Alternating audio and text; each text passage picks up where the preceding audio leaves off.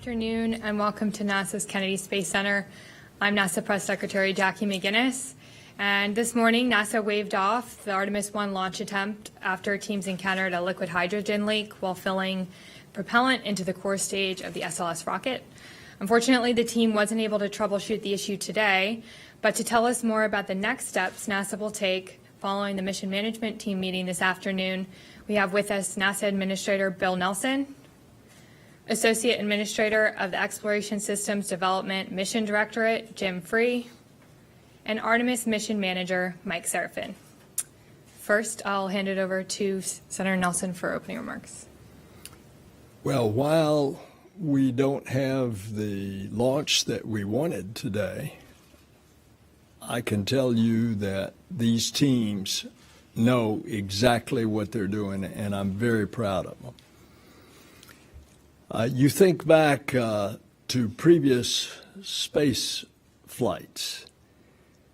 The shuttle was sent back to the vehicle assembly building 20 times. I already shared with you my personal experience back in the early part of the Space Shuttle program of Hoot Gibson's crew having been strapped in, ready to go, and scrubbed 4 times with a delay of over the better part of the month. We do not launch until we think it's right. And these teams have labored over that, and that is the conclusion that they came to. So I look at this as a part of our space program, of which safety is the top of the list. They will tell you, starting with Jim, they'll tell you the specific reasons why they decided to stand down and what they think that the future holds. Just remember, we're not going to launch until it's right.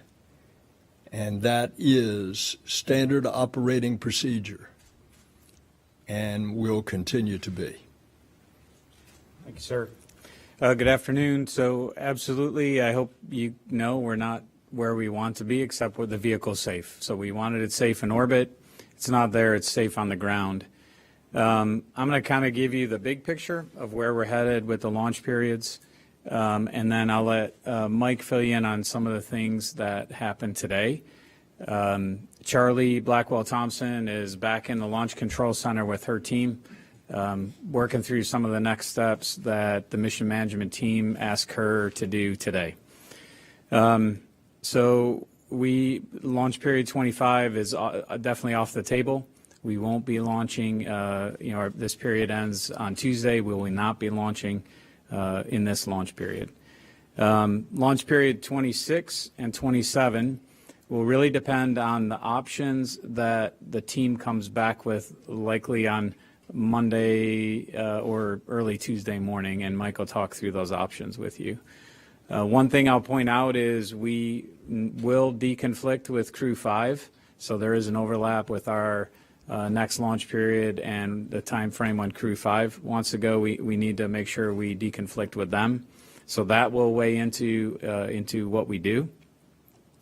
And then as we get into launch period 27 in the latter part of October, we will be looking at a lot of things, our limited life items, our stay on the pad durations that we have, and of course we're always looking at weather as a general course of action for some of the storm activity that can be out there.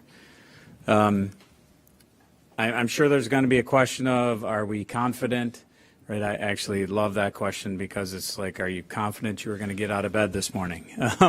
We don't go into these tests lightly, right? We don't just say, hey, we hope this is going to work. The confidence to do another launch attempt today was born out of the fact that we understood the hydrogen leaks that we had on Monday. Those are different than the leak that we had today. In terms of scale, one was in the same place, but today was a different signature. And we understood the engine issue. So we were confident coming into today But as the administrator said, we're not going to launch till we're ready, which means we're going to step through these things. There's a lot of conjecture already. I can assure you, I don't know how many people are in that MMT room today, Mike, but I don't know, 100 plus folks, most of them engineers, everybody already thinking about what is the problem. And frankly, that's what happens on the loops when we're talking about these things. Folks are giving options. The anomaly loops are really active, especially on this one today, from the time we first saw the signature all the way until Charlie made the right decision, which was to scrub.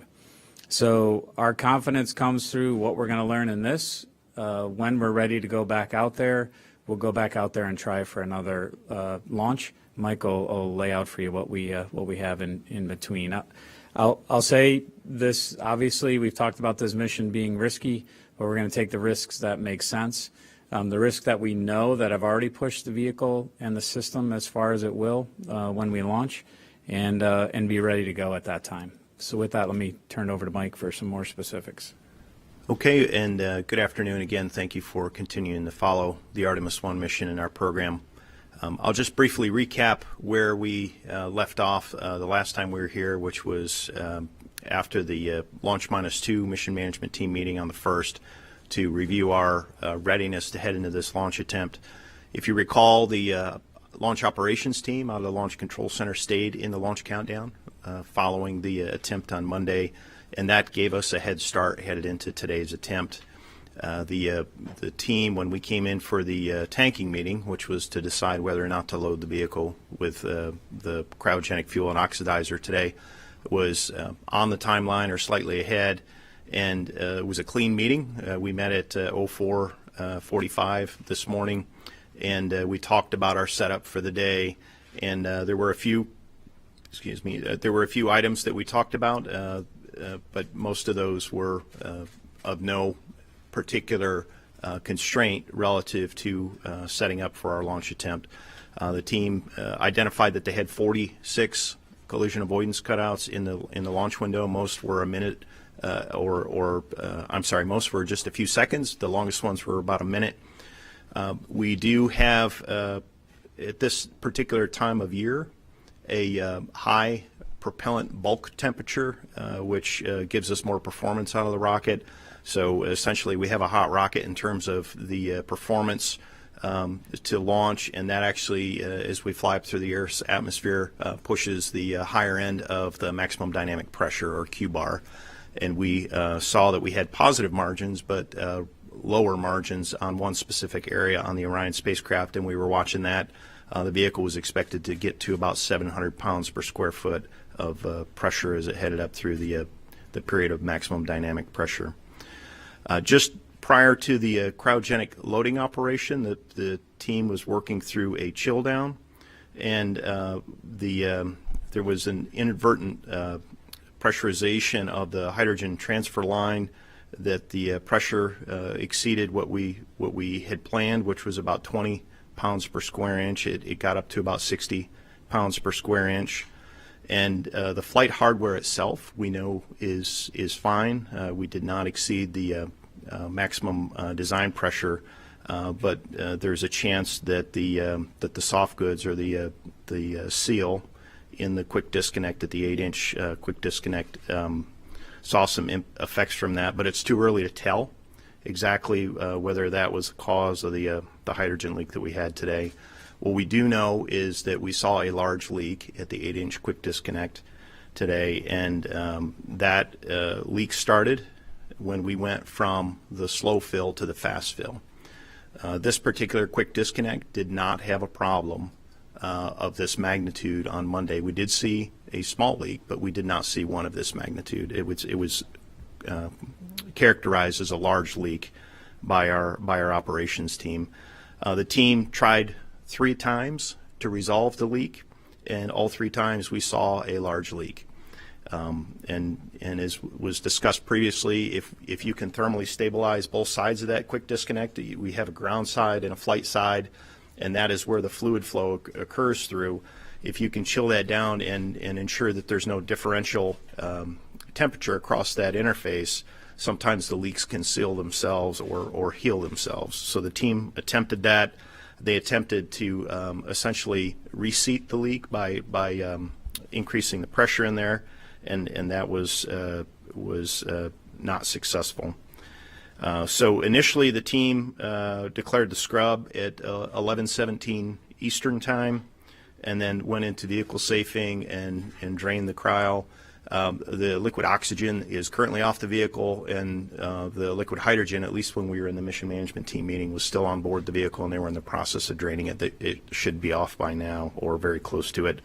The team will get into what they call the inerting, which is they put gaseous nitrogen in there so as not to condense water vapor in the tank area, and then they'll swap over to air. What that does is it allows us to get the tanks back up to ambient conditions, and then for us to gain access.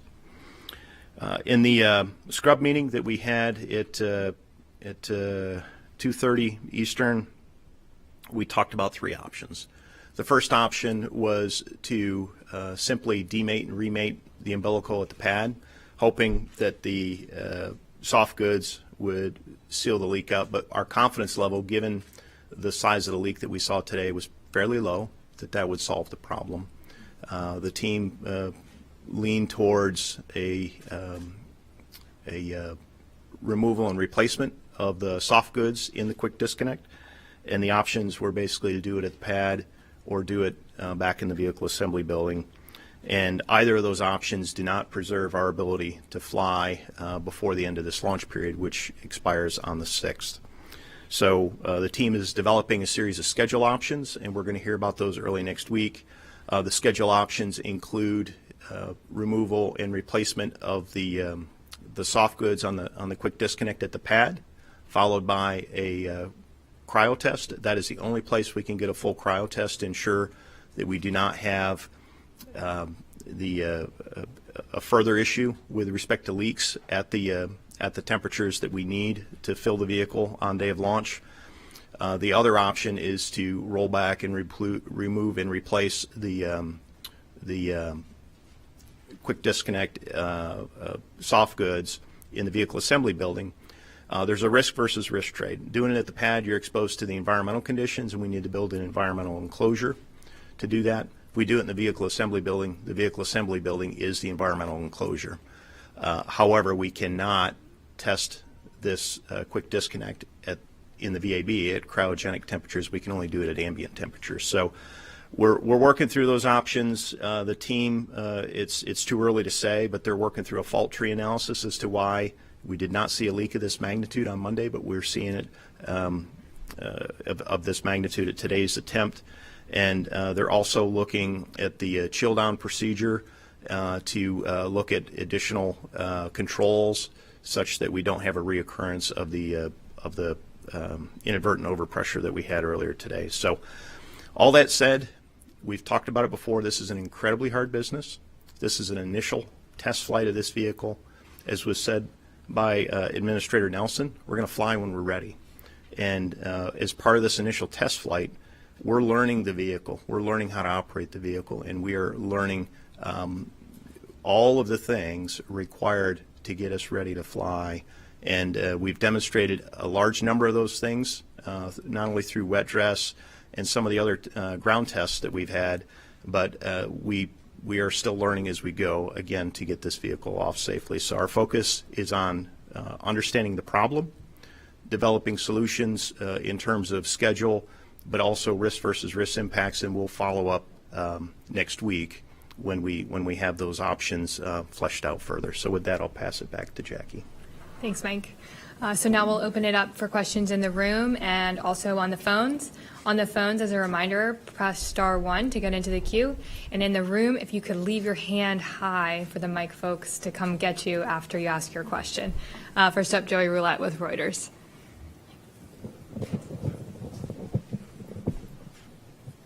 Question for Mike. If you decide to roll back, and I know it's uncertain right now, what's the quickest you could roll SLS back out to the pad? What would that look like, and what other things would you have to do in the VAB while it's there? We're looking at several weeks to do that, depending on the required work at the pad or whether we do it in the vehicle assembly building. That'll determine the exact schedule, but it's several weeks of work. It's really too early to say exactly how many days.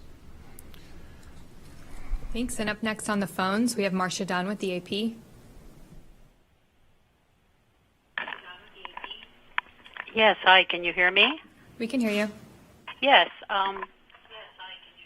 I was wondering, so are you saying if you do the repairs at the pad and it seems to go well, you could still maybe get off in September by the end of the month before the SpaceX launch coming up at the beginning of October? Is that a possibility?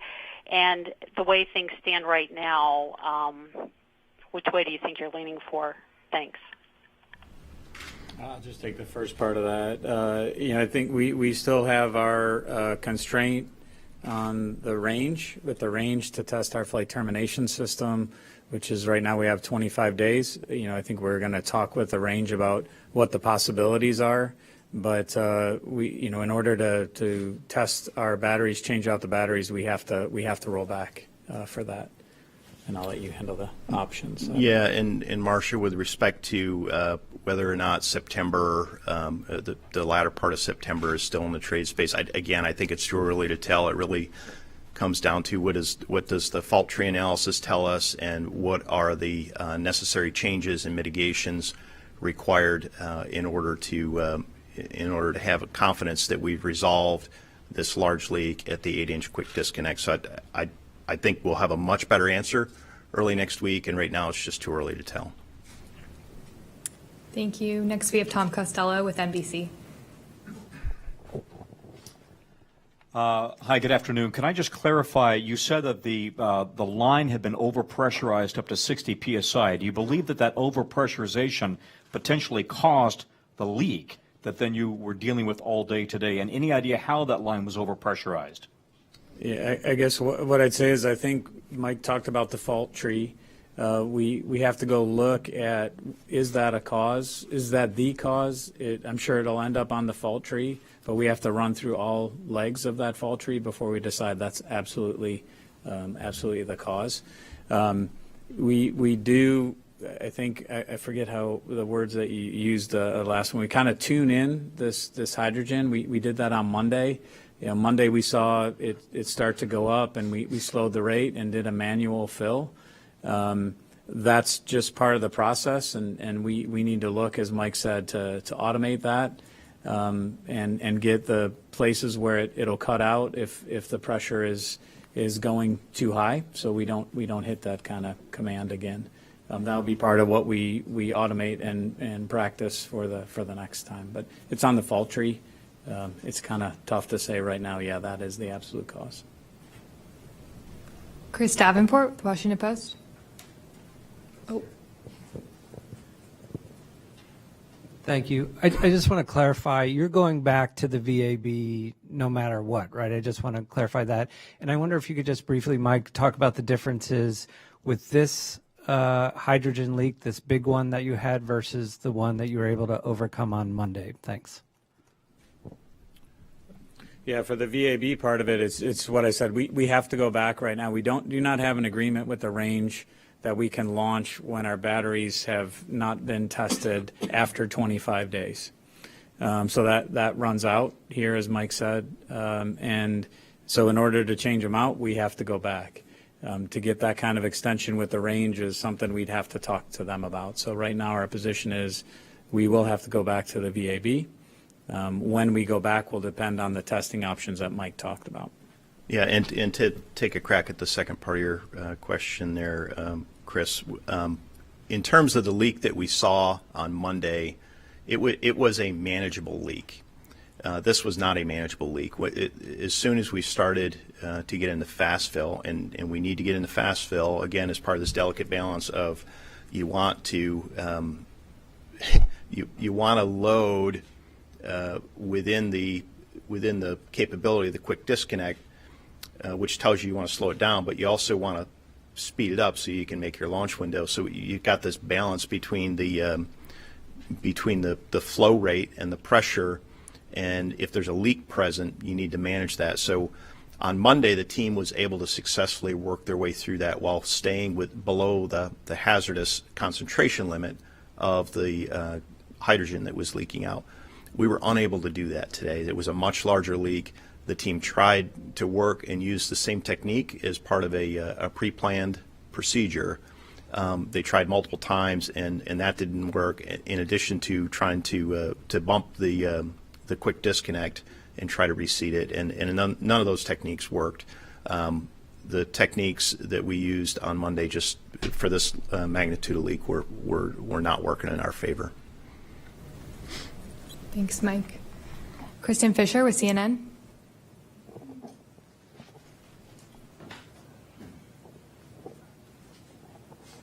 Thank you. Just wondering if there is a precedent for getting an extension with the range on something like this. Has that ever been done before? Or if you all were to ask the range for that to allow the vehicle to stay on the launch pad before a next attempt, would that be something that hasn't been done before? We work with them just recently to go from 20 to 25 days, showing them a lot of the technical data that they needed to see about the integrity of our system. So I'm confident there's probably been other ones. I can't quote the history, but I can tell you that we just negotiated with them to go from 20 to 25. Do you feel at least somewhat confident that there's a chance that perhaps this rocket could stay on the pad before a next launch attempt? Well, that's. I mean, my conjecture is I don't know, because it's really their call. And I think we have data that probably supports it, and I know our folks are going to go talk to the range as soon as they're able to. But that's really, that's serious business that they deal with and we deal with, and we want to respect that this is their range and we're launching from it.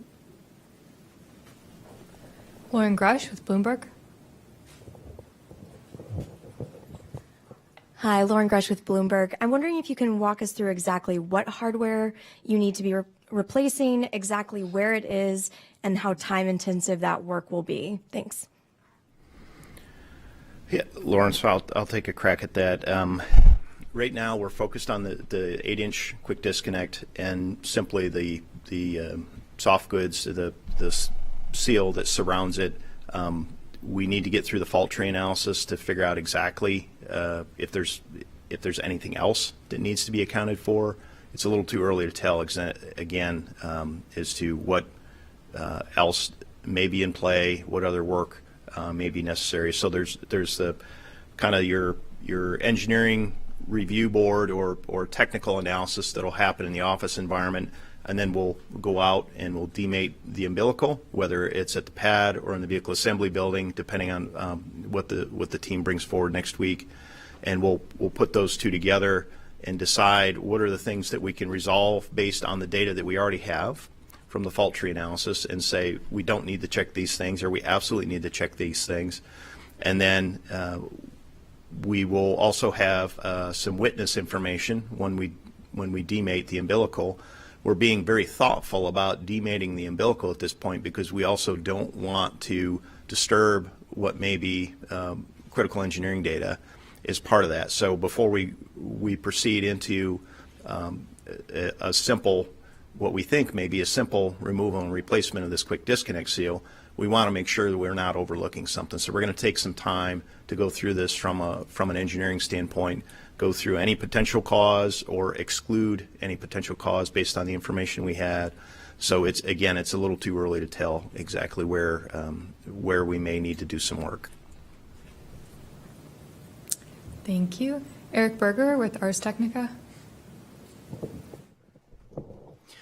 Two quick ones about the hydrogen. First of all, maybe Mike, if I was standing there with a bucket and some cryogenic proof gloves, like how quickly would it fill the bucket? Just want to sort of get a sense of the magnitude of the leak. You've called it a large leak.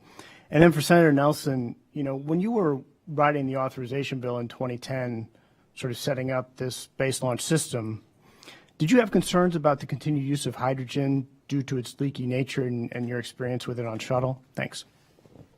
Well, I'll answer that right out. I, and along with Senator Kay Bailey Hutchinson, along with our folks in the White House, deferred to the people who best knew the systems. And so the answer to your question is no. We did not have any question about hydrogen. We deferred to the experts. Yeah, and Eric, to answer your question about how large is the leak, I wouldn't use a bucket analogy on that one. It really is a concentration. When you have a fuel source in atmospheric air that contains roughly 20% oxygen, when you mix the two, all you need is an ignition source to close the fire triangle. So we know that when you get above roughly a 4% concentration of hydrogen in ambient air, you're at risk of having a flammability event or a flammability hazard. We were seeing in excess of that by probably 2 or 3 orders of magnitude today. So I'm sorry, not orders of magnitude, two or three times our acceptable concentration limit. So it was pretty clear that we weren't going to be able to work our way through it like we did on Monday in terms of the managing of the leak. Every time we saw the leak, it was a large leak that immediately exceeded our flammability limits. So, again, a couple of techniques were tried, and we just couldn't get there today. Tariq with space.com. Thank you. Yes, Tarek Malik with Space.com from Mike. Just to follow up on Lauren's question about the nature of what has to be replaced. You mentioned soft goods. Is that as simple as just a rubber seal? Is it silicone? Or is it more hardware that you do have to replace? And why would you need an enclosure around it? Is it just to prevent corrosion then on that seal? Thank you. Yeah. So the quick disconnect, it's a metal poppet-like device, and it has a gasket around it. And I don't know the exact gasket material, but if we were to see damage on the quick disconnect, that would tell us we would need to replace the hardware. If we saw foreign object debris, that would tell us that maybe we got something else going on. Or if we just saw a simple damage on the gasket, we've got spares. We can quickly remove and replace that. Our history of our own testing at the Launch Equipment Test Facility, which is right here resident at the Kennedy Space Center, tells us that a leak of this magnitude is typically resolved through a removal and replacement of the soft goods, that seal. And that's kind of one of our leading suspects right now.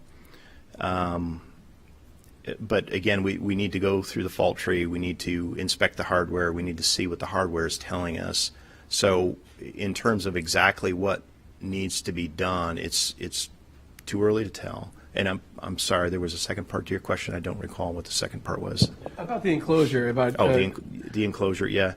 So the enclosure affords us the ability to provide what we call a purge at that interface. And the purge allows us to push nitrogen in there to essentially inert or push out any oxygen in there. So it reduces the likelihood of a flammability hazard. So if we were to just pump regular old air in there, regular old air has oxygen in it. And we eliminate that oxygen by creating an enclosure and putting nitrogen in there to displace any oxygen, such that if there is a hydrogen leak, you've got one leg of the fire triangle removed. Thanks. Now we'll go to a question from the phones. We have Ramin Skiba from Wired. Hi, thank you. This is a question, I think, for Mike.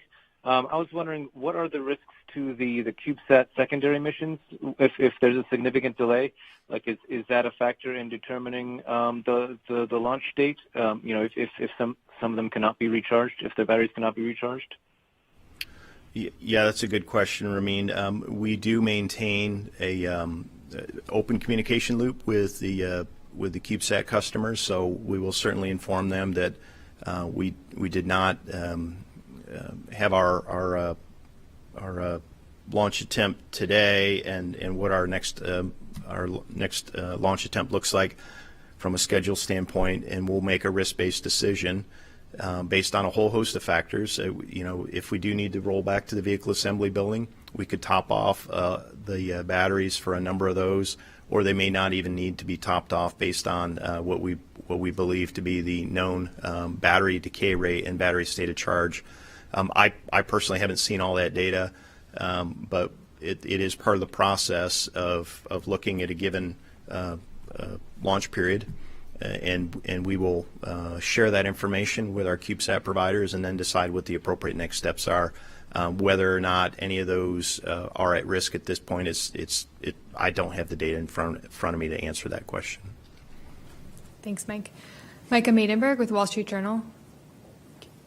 Put your hand. Hi, Mike. I wanted to follow up on the inadvertent pressurization that you mentioned.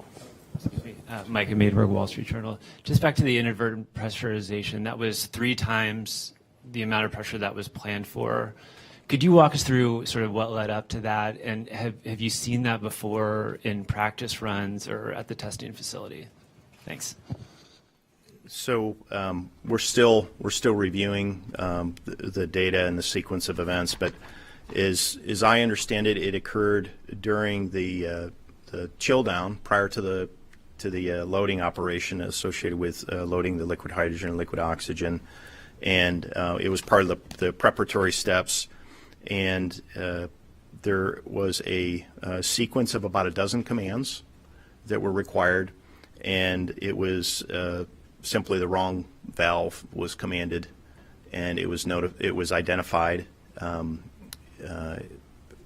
after about 3 or 4 seconds, and then it was rectified. So that's what we understand. We know what the pressure profile looked like at this particular interface, and we're looking at again the sequence, and as was mentioned by our lead project engineer earlier today, we want to be deliberate and careful about drawing conclusions here, because correlation does not equal causation. So we are taking a look at the inadvertent overpress, and we're looking at what that meant to this particular interface.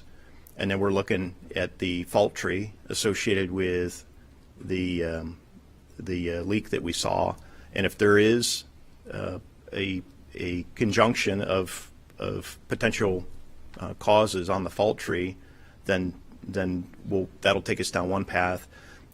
If there is no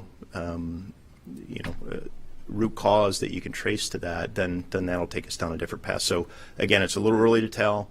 We've looked through quite a bit of information already, but we got to work our way through this one, and we're going to do it methodically. Jeff Faust with Space News. Jeff Faust of Space News.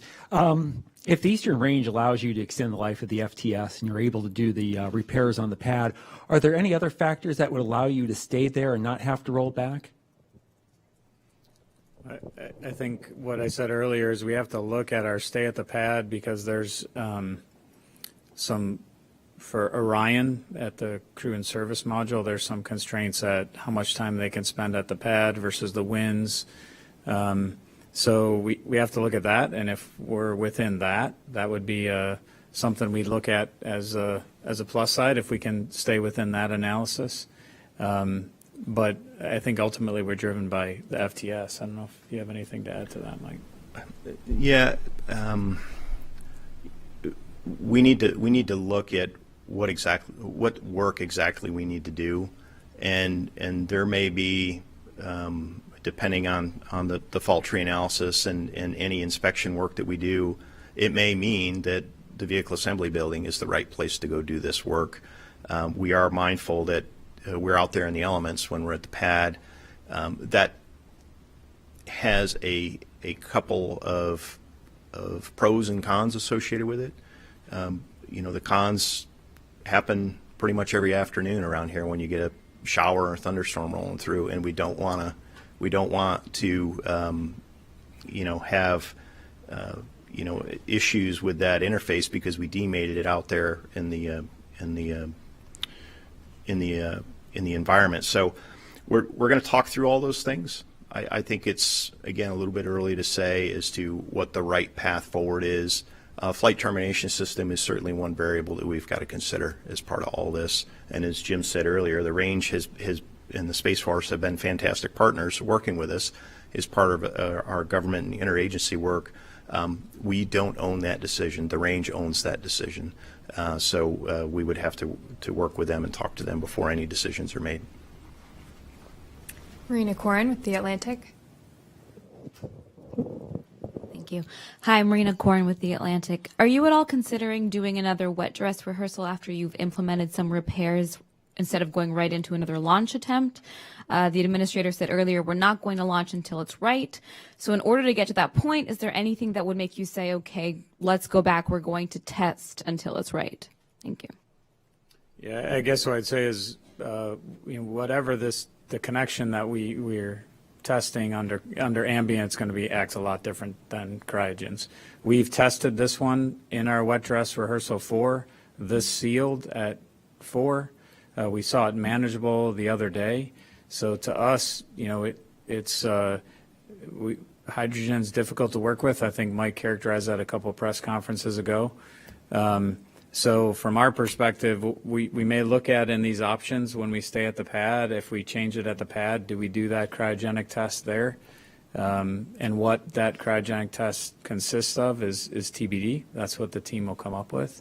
But from my perspective, we tested this at a wet dress. So to say, hey, we should have done another wet dress, this one sealed at the wet dress. I will take everybody back. I think the summer of 1990 was the summer of hydrogen, where shuttle had been launching for 9 years, and they spent a whole summer chasing hydrogen leaks. So I'm not saying that's an excuse. That's just a fact. And we've seen a couple different hydrogen leaks. I think we're trying to dial this vehicle in. Whatever this fault was, we have to find out, and we will run it to ground and build that confidence that I talked about earlier to come out there again. If the team says, hey, a wet dress is the way to go, then we need to figure that out. But right now, from my perspective, we've tested this. It's worked a couple times, and it didn't today. We'll figure out the reason why. And the only thing I would add is we know we don't need to do a full wet dress rehearsal if we were to test out this interface. For example, we don't need to load the interim cryo propulsion stage or the upper stage. We know that those interfaces are fine. So if we were to do a cryo test at this particular interface after some work is done at the pad, we don't need to do a full-up wet dress rehearsal, if that makes sense.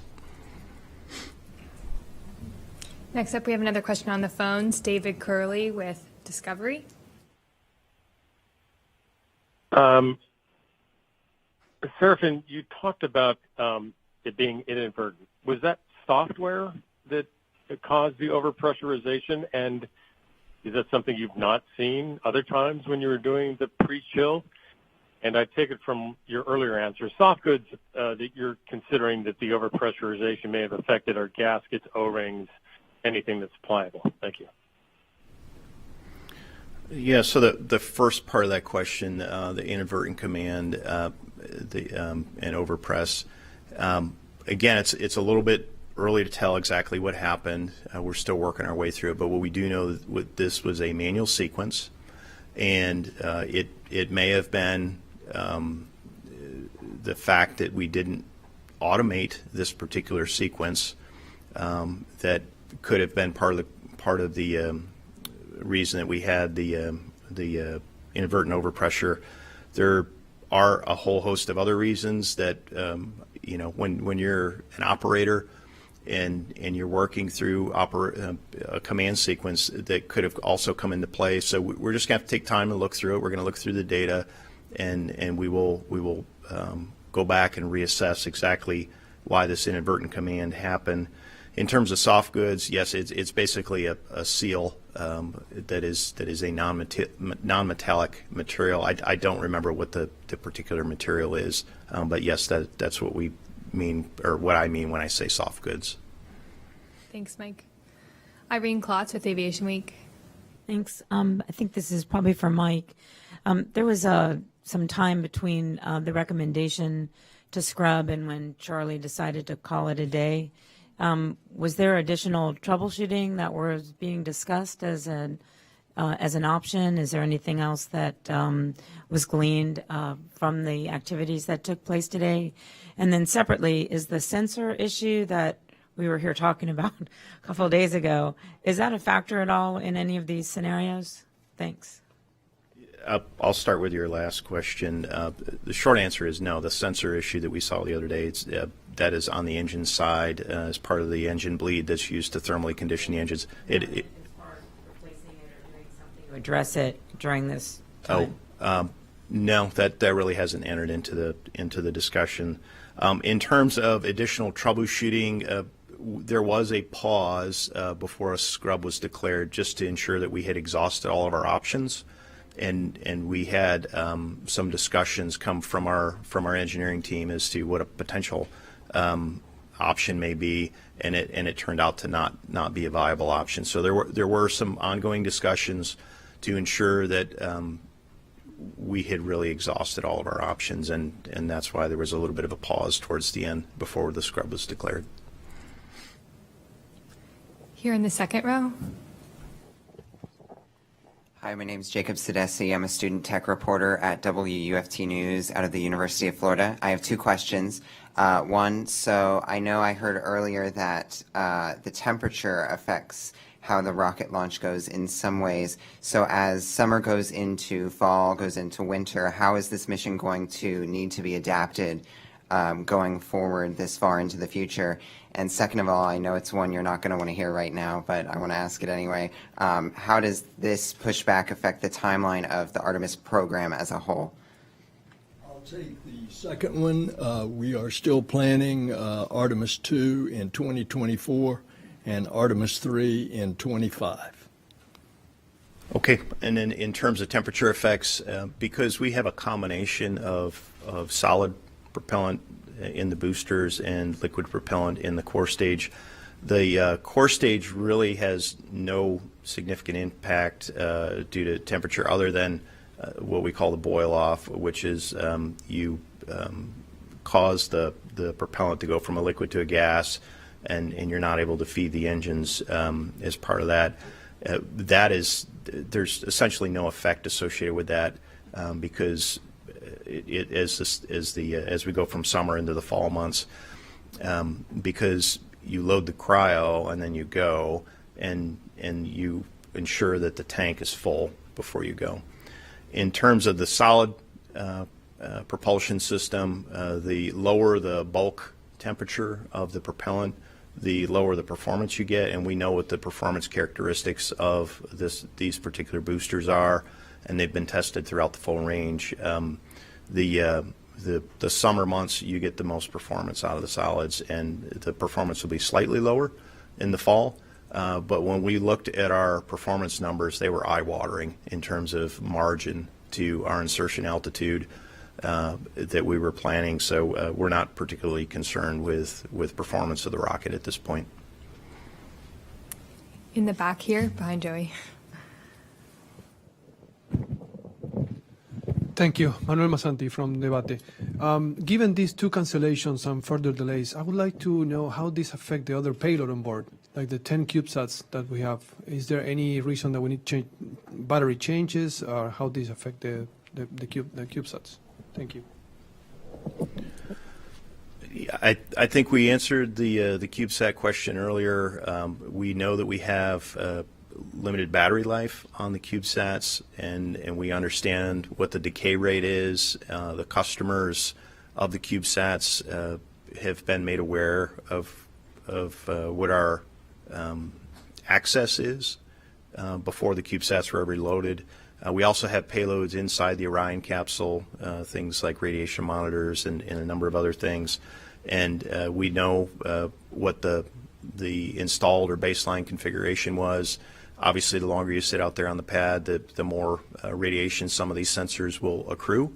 But we also have witness sensors in there to help us understand what we accumulated during the space flight portion as opposed to here on the ground. So there are a whole host of things that we plan ahead and track, and at this point, that we're really focused on getting the vehicle ready, and we understand what the potential impacts are to the payloads and the CubeSats, whether they're in Orion or on the Space Launch System rocket as part of the 10 CubeSats. So, I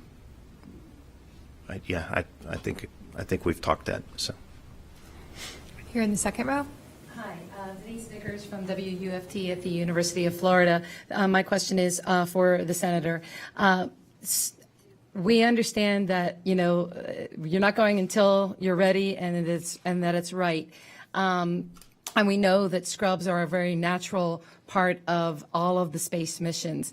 That said, I gotta believe that there's some level of disappointment. Can you describe the demeanor inside the LCC, and specifically how's Charlie Blackwell Thompson, and what did you say to her today, after the decision to scrub? The demeanor in the LCC is very professional. They do their job. Naturally, all of us, no more than all of us, including the LCC, wanted it to go today. But we also, and these guys that are the professionals know, it doesn't go until it's ready. Any words, anything, did you share any private moments with Charlie? How's she holding up? Anybody? Any comments to, keep her and her team motivated? I mean, everybody's motivated, but any other comments that you can share? I will say this before Mike answers that. This team is very aware of potential fatigue, and therefore they gave sufficient time off for the team. Yesterday, after the MMT, which occurred, I think, 2 days ago, L-2, they gave everybody the day off so they could regroup and rest. And that's part of the lessons that came out of the Challenger report. Fatigue was a factor there. Mike?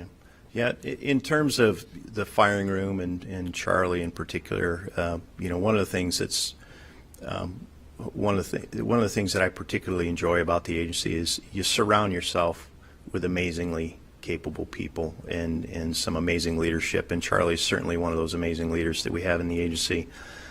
When I was talking to her about the scrub decision, she was focused, head in the game. She was, focused on the operation and the flight hardware and safing the vehicle and ensuring that her team had what they needed to get through the remaining operation. And that's kind of natural when you come from the operations realm.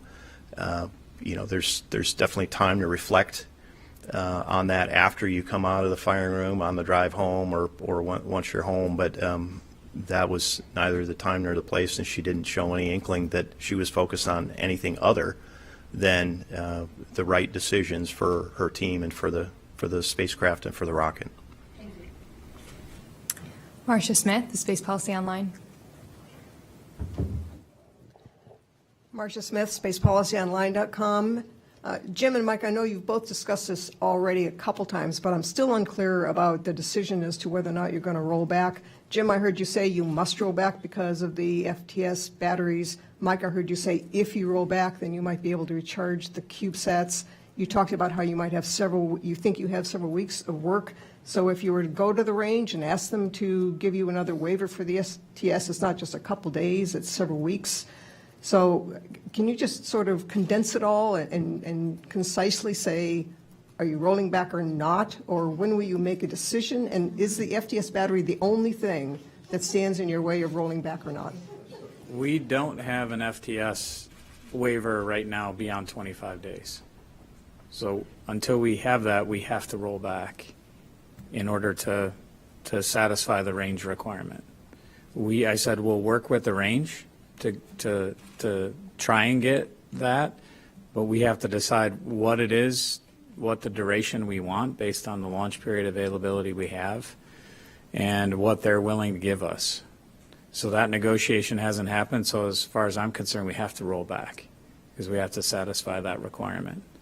That's where I think Mike's if statement comes from, because that is a possibility, but we don't have that today. And I'll just be upfront with you. I don't always pick the best words, right? And I could have chosen a better phrase or a better word in that case. And Jim is absolutely right. It is not our decision. It is the range's decision. They're the ones responsible for managing public safety. So when we roll back, unless we get a waiver, it is a rollback scenario. So I said if, and I apologize for that. I probably could have chosen better words. If that's the hardest thing I had to deal with today, then I'm happy about that. So Here in the back. Good afternoon, Liz Hurley, WAFF Huntsville. My question can be for any or all of you all. Can you talk to me about actual costs of 2 back-to-back scrubs? And do you feel there's a cost to public perception? There was so much build-up to this launch. So many people came to Florida to spend a week hoping they'd get to see a moon rocket fly. Is there something that you're looking at now regarding the public? You all talk about the back-to-back cost, and I'll talk about the perception.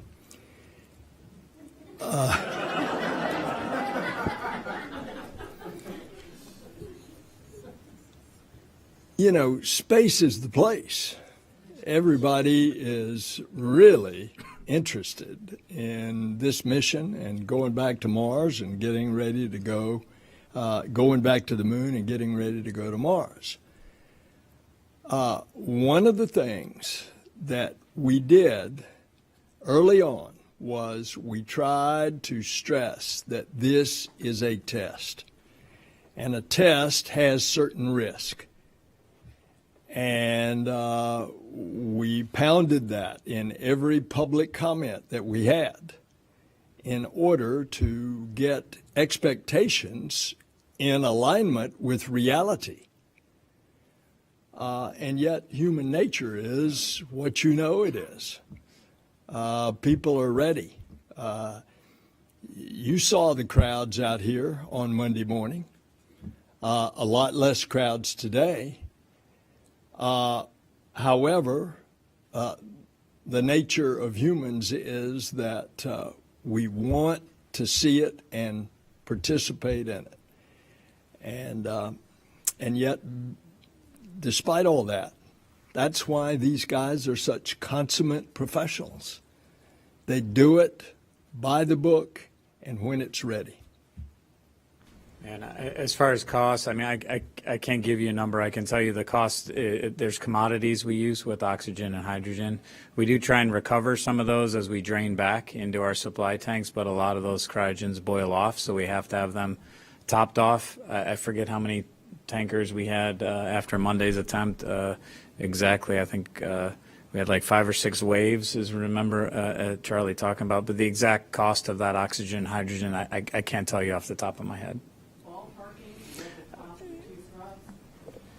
Yeah, no, I can't tell you that off the top of my head. You know, I go to commodities first, and obviously, you know, we schedule up resources to provide the common tracking for us, and then the labor of the folks here. But that labor folks are working on anyway. But so it's probably some of the assets that aren't ours that are outside of NASA's control, and the liquid oxygen and hydrogen. But I'm sorry, I can't tell you a number off the top of my head. The cost of 2 scrubs is a lot less than a failure. Michael Grushko with Nat Geo. Answer both. Hi, this is for the administrator. We are coming up on the 60th anniversary of President Kennedy's famous Rice University speech in which he declared that we choose to go to the moon. Nearly 60 years later, how do you reflect on the upcoming anniversary and the challenges that we face as we choose once again to go to the moon? Thanks. As a matter of fact, on the 60th anniversary, I will be in Rice Stadium. There will be 4,000 public school students that will be in the stadium, just as it was 60 years ago with public school students.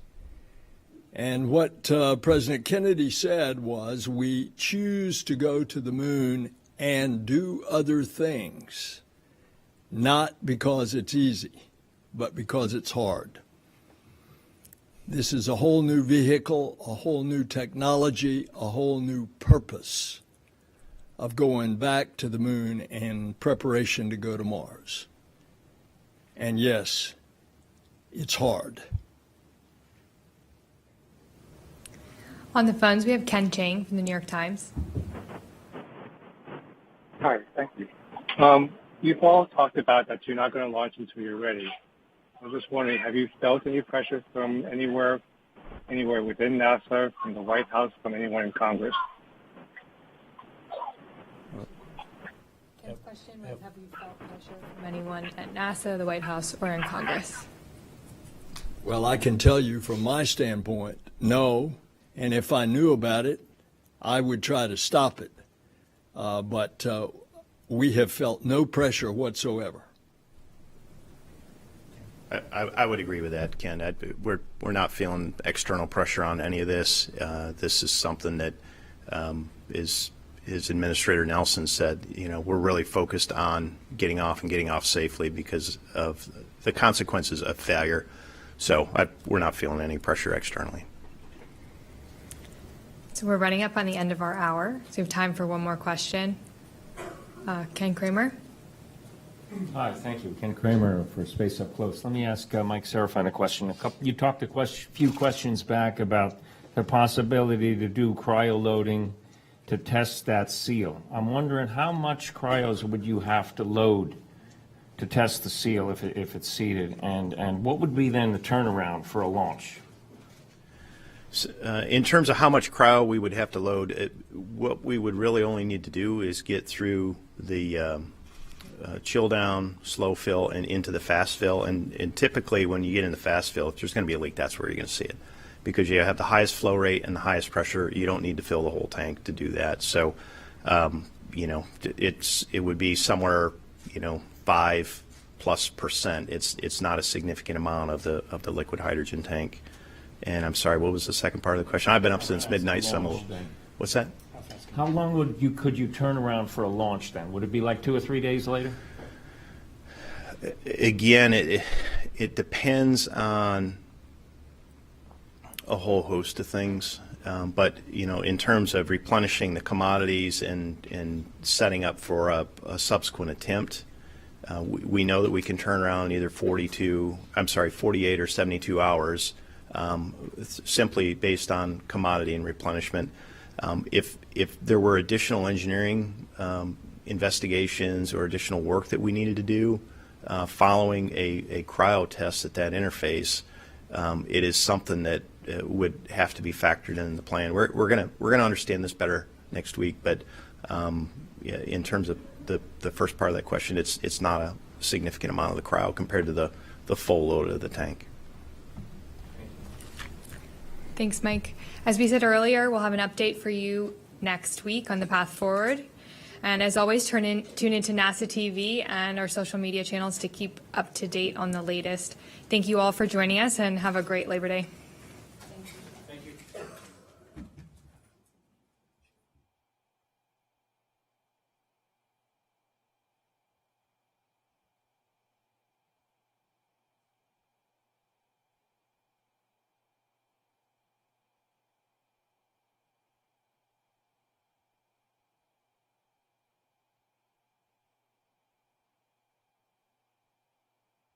Well, in my left hand I have a feather. In my right hand a hammer. And I guess one of the reasons we got here today was because of a gentleman named Galileo a long time ago who made a rather significant discovery about falling objects in gravity.